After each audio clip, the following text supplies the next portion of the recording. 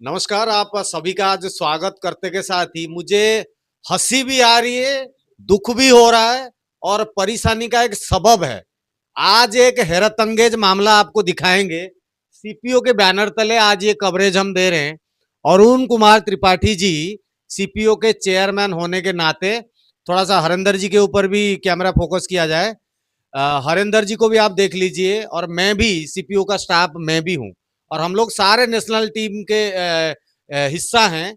और इस प्रकार की घटना आपको कहीं ना कहीं दुविधा में डाल देगा कि भाई बच्चे आज की डेट में कितने तेज हो गए हैं। ये बच्चे को थोड़ा सा देखिए, कैमरा आ जाइए अब पास। अब मैं मुझे ना देख के नहीं, बच्चे के ऊपर फोकस कीजिए। बेटा क्या नाम है तुम्हारा? अंशु कुमार। अंशु कुमार। बेटा क्या एज हुई अरुण जी की? क्या आधार कार्ड के हिसाब से क्या एज हुई इसकी? ये इसका एज जो है 2/10/2013 है, तो 26 चल रहा है। 13, 10, 23 और 3 यानी कि 12 साल लगभग हो रहा है। 12 साल का ये लड़का, इसके ऊपर ही फोकस रखो, मेरे को दिखाने की जरूरत नहीं है। ये 12 साल का लड़का, आप सोच सकते हैं दिल्ली से ये लड़का किस प्रकार से, कौन से गांव में बिहार से ये बिलोंग्स करता है और दिल्ली में इसका माता पिता रहते हैं। माता पिता से भी अभी बात करेंगे। बेटा दिल्ली, तुम बिहार में कौन से गांव का हो तुम? अकुराहा ढाला का। अच्छा, आधार कार्ड यहीं का दिल्ली का बना हुआ है? यहीं का है अरुण जी? ये यहीं का है? गांव का है। गांव का। गांव गांव का। गांव का है? जी। गांव क्या लिखा हुआ है? ये लिखा है रंजीत राम, वार्ड 11, पखवाना, शिवराम, श्री राम, मुजफ्फरनगर, मीनापुर, बिहार। ये बिहार जा दिल्ली में रहते थे ये लड़का। तू क्यों गया था बेटा? क्या क्यों गए थे आप वहाँ मन गाँव? नहीं लगा। मम्मी पापा को याद आ रहा था। तो मम्मी पापा गांव में थे? जी। तू यहाँ पे किसके पास रहते थे तुम? नानी नाना मौसी के साथ। तो यहाँ तुम्हारी हिम्मत कैसे हुई, पहुंच गई कि तुम पहुंच पाओगे? ऐसा सोचा कैसे था तुमने? मुझे नहीं पता था। अच्छा, आपको नहीं पता था, लेकिन ये बताइए कि आप जब घर से निकले हो, कितने 24 तारीख को आप निकले हैं, तो आप जब निकले हो तो आपने क्या सोचा हमें कहाँ जाना चाहिए? हैं? तो आप पहले कहाँ गए हैं? घर से निकलने के बाद कहाँ गए हैं? आनंद विहार। आनंद विहार। जी। किससे गए हो बेटा? ऑटो से। ऑटो से। ऑटो वाले ने पैसे लिया, पैसे मांगा? नहीं। ऑटो वाले ने पैसे भी नहीं मांगा? नहीं। तो ऑटो वाला बैठा कैसे लिया? अगर वो पैसे नहीं मांगा, आपने उससे बोला कि मुझे आनंद विहार जाना है, जी। तो अगर वो आनंद विहार जा रहे हो तो ऑटो वाले ने बैठा कैसे लिया आपको? वो तो पैसा मांगते हैं ऑटो वाले, प्राइवेट ऑटो वाले। कुछ तो पूछा होगा कुछ बाबू? तो पूछा होगा? नहीं पूछा। कुछ भी नहीं? आपके साथ कोई था तो नहीं? यहाँ से सभी नहीं। काम गए पहले? नहीं। आनंद विहार। सीधा ऑटो में बैठ के आनंद विहार? नहीं, घर जी। से आप निकले हो तो कहाँ से ऑटो पकड़ी आपने? अस्तर मंदिर से। स्थल मंदिर से। जी। और ऑटो में बैठ गए, ऑटो वाले ने पूछा भी नहीं? नहीं। और उसके बाद कहाँ गए? मुजफ्फरपुर। नहीं, आनंद विहार आप बोल रहे हो, आनंद विहार। तो बेटा पैसा तो मांगा होगा, ऐसे छोड़ दिया? अकेले ही थे तुम ऑटो में? नहीं मांगा। नहीं मांगा पैसा, तो फिर वहाँ और ये कैसे हो सकता है? आनंद विहार ऑटो वाला पैसा कैसे नहीं मांगा? ऑटो वाला ऑटो वाला पैसे नहीं मांगा आपसे? ऐसा तो बड़ा मुश्किल है। आप बेटा सही सही बताओ कि आप ऑटो में या बैठे पैसे थे लेके गया था, उसे कुछ दे या दिया तुमने? नहीं दिया। नहीं घर था से तो। कुछ पैसे लेके गए थे? नहीं। नहीं गए थे। नहीं। तो आप जो है, आपको ट्रेन कैसे पता कि ट्रेन यहाँ से मिलती है? न- मतलब बस से गए हो आनंद विहार से? नहीं, ऑटो से। ऑटो से आनंद विहार, और आनंद विहार से कैसे गए? ट्रेन से। आनंद विहार से ट्रेन से गए। जी। कौन सी ट्रेन थी वो? मुजफ्फरपुर का। मुजफ्फरपुर। आपको कैसे पता यही ट्रेन मुजफ्फरपुर जाएगी? उस पे लिखा था। लिखा था? जी। आप रेलवे स्टेशन में चले गए तो आपको किसी ने टोका भी नहीं कि आप स्टेशन पे कैसे जा रहे हैं? नहीं टोका। नहीं टोका। नहीं। और फिर मुजफ्फरपुर ट्रेन में बैठ गए, मुजफ्फरपुर पहुंच गए। जी। तो आपको अपना घर पता था गांव का? जी। अच्छा, और अपने गांव पहुंच गए आप? गांव भी पता था? स्टेशन से आप गांव कितनी दूर है? थोड़ा सा दूर है। थोड़ा सा दूर है। जी। तो आपको अपना गांव पता था कि हमारा गांव इस घर में, इस जगह पे है? जी। हैं? तो आप वहां से स्टेशन से कैसे अपने घर गए हो मुजफ्फरपुर? ट्रेन से। तो मुजफ्फरपुर जहाँ उतरे हो ट्रेन से, जी उसके बाद आप कैसे गए हो अपने घर पे, गांव में कैसे गए हो? ऑटो से। ऑटो से? वहाँ जी ऑटो वाले ने पैसे मांगा? नहीं मांगा। नहीं मांगा। आपने क्या बोला ऑटो वाले से? जब मुझे अकुराहा ढाला जाना है। अच्छा, तो ऑटो वाले ने क्या कहा? कुछ नहीं बोला। कुछ नहीं बोला और नहीं। बैठा लिया? जी अच्छा, ये बताओ कि आप कह रहे थे आपको आपके मम्मी पापा की याद आ रही थी तो आप यहाँ से चले गए, और कोई बात तो, कोई परेशानी तो नहीं थी? अच्छा। चलिए चलिए, बीच में थोड़ा मैं रोकता हूँ, मैं मम्मी पापा से एक बार बात कर लेता हूँ। ये कार्यालय पर, सीपीओ के कार्यालय पर मम्मी पापा आए हुए हैं। कौन है मम्मी, कौन है पापा? आप पापा हैं और ये मम्मी है। भाई साहब एक बात बताइए, ये लड़का जब आपको क्या लग रहा है किस तरीके से गया होगा, कितनी हिम्मत है? गाड़ी घोड़े में पैसे भी मांगा नहीं, क्या समझ में आ रहा है? जब बच्चे से आपने बात की होगी, क्या पता माइक में नहीं बोल रहा, आपको क्या बताया? मुझे तो कुछ पता नहीं है। आपने पूछा कि नहीं? बच्चे से पूछा तो होगा। घर पर पहुंचा तब पूछे कि तुम कैसे आया है, तो वो बोला जे मुझे तो कुछ दिक्कत नहीं था, मैं गए पढ़ने के लिए, लेकिन वो जो है से हम किसी के बताए नहीं, हम अपना चल दिए, माए पापा के याद आया हम अपना चल दिए। क्या बहन जी, आपको क्या लगा, कैसे ये पूछा होगा, किस तरीके से ये सब हुआ? हाँ? जी बताइए ना कुछ। समझ में आया ये कैसे ये घटना हो गई? अगर बच्चा बच्चा था से हाँ कैसे हो जाएगा। हम सोच भी नहीं सकते से ही कैसे गांव चल जाएगा यहाँ से। हम लोग सब हुआ परेशान थे से कहाँ बच्चा मेरा चला गया, अब मुझे बताया नहीं। एक बार तो कॉलो करके बता देता से हाँ हमको मन नहीं लग रहा है गांव, हम आएंगे, तो यहाँ से छोड़ता आदमी गांव। क्या लगता है ये जो हुआ, ये घटना में आपको क्या लगता है? रास्ते में किसी ने पूछा नहीं, अधिकारी लोग पूछे नहीं, ट्रेन में बैठ के गया पूछे नहीं, चलता चला गया बिहार तक? एक 12 साल का लड़का, इसको देखिए, ये 12 साल का लड़का, अंशु नाम है ना तेरा? अंशु नाम है ये लड़का, 12 साल का लड़का, दिल्ली में रहता था मौसी के पास।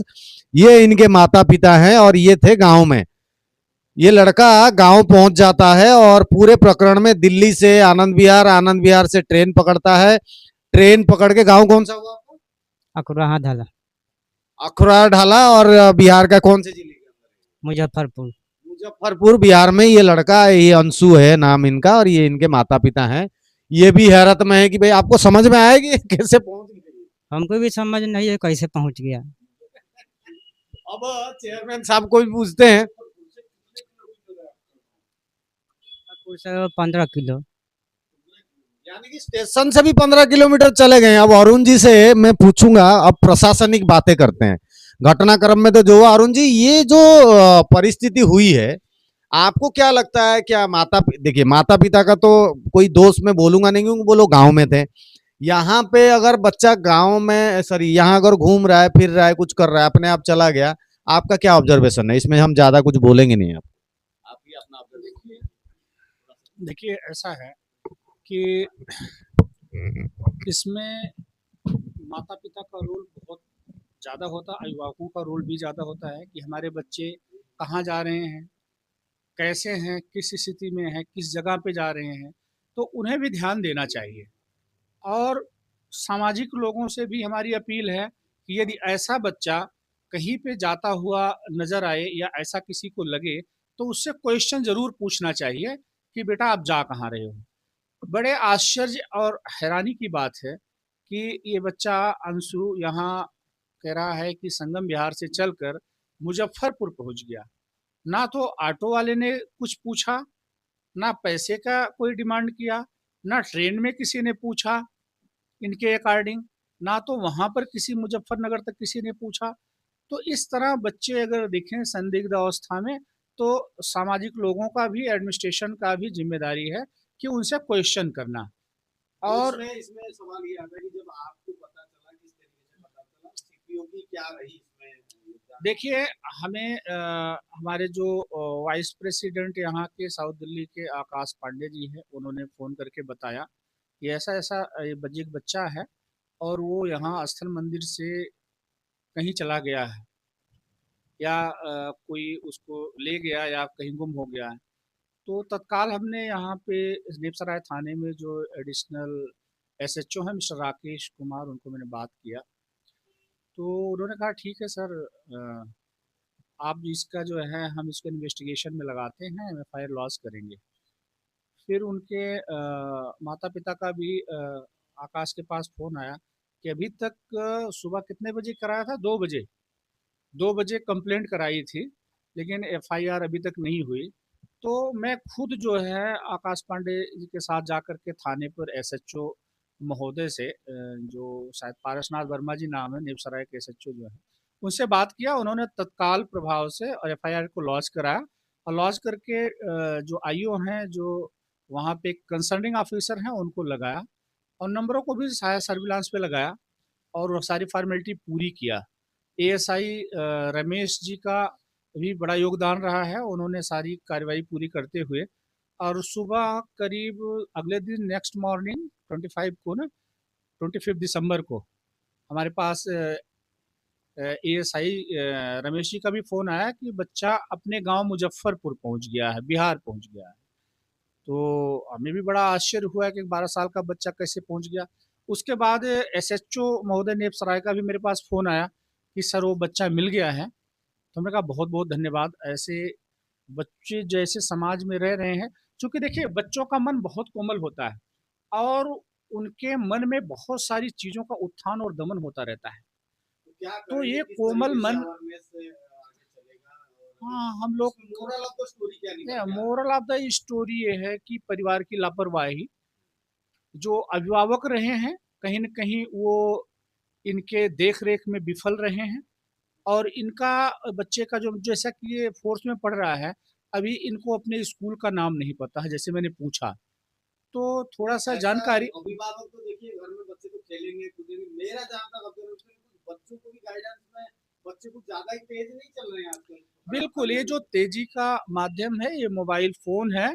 मोबाइल फ़ोन में बहुत सारी ऐसी चीज़ें हैं जो निकल के आ जाती हैं और बच्चों की मानसिकता को बहुत ज़्यादा प्रभावित करती है। साइबर बुलिंग की घटनाएँ बहुत तेज़ी से बढ़ रही हैं और बच्चे ऐसे-ऐसे कई पॉर्न साइट तक जो है पहुँच जाते हैं, जो कि साइबर बुलिंग के भी शिकार हो जाते हैं। तो इस तरह के चाइल्ड प्रोटेक्शन ऑर्गेनाइजेशन का हमेशा से ये रहा है कि अवेयरनेस प्रोग्राम करके बच्चों को बताना, अभिभावकों को भी उसके बारे में बताना, तो हमेशा और हम लोगों का और भी अवेयरनेस प्रोग्राम चलता रहेगा। तो मैं तो यही कहूँगा कि भारतवासियों से, सभी अभिभावकों से अपील करता हूँ कि इस तरह अपने बच्चों को कहीं भी ऐसे ना छोड़ें और उनकी गतिविधियों पर ध्यान रखें कि वो कर क्या रहे हैं, कहाँ जा रहे हैं, कैसे हैं, किस हालात में हैं। और समाज से भी अपील करूँगा, भारत में रहने वाले सभी सामाजिक प्राणी से मैं अपील करना चाहूँगा कि वो भी अगर ऐसे बच्चे कहीं पर इधर-उधर दिखें तो उनसे 1-2 क्वेश्चन ज़रूर करें और एडमिनिस्ट्रेशन और प्रशासन की भी ज़िम्मेदारी बनती है कि ऐसे बच्चे अगर रेलवे स्टेशन या फिर वहाँ पे क्या नाम का बस स्टेशन या ऐसी कहीं भी अकेले अवस्था में वो दिखाई पड़ते हैं, तो उनसे एक क्वेश्चन करना चाहिए और उनको उनके हालात के बारे में, कहाँ जा रहे हो, क्या है, उनको पूछना चाहिए। यह प्रशासन की भी ज़िम्मेदारी बनती है। इसी के साथ मैं सभी से अपील करता हूँ कि बच्चों के प्रति लापरवाही ना करें और माता-पिता, उनके अभिभावक ठीक प्रकार से अपने बच्चों से बातचीत करें, उनके मन में क्या चल रहा है, उसके बारे में समझें और उनको सही दिशा और गाइडलाइन दें। धन्यवाद।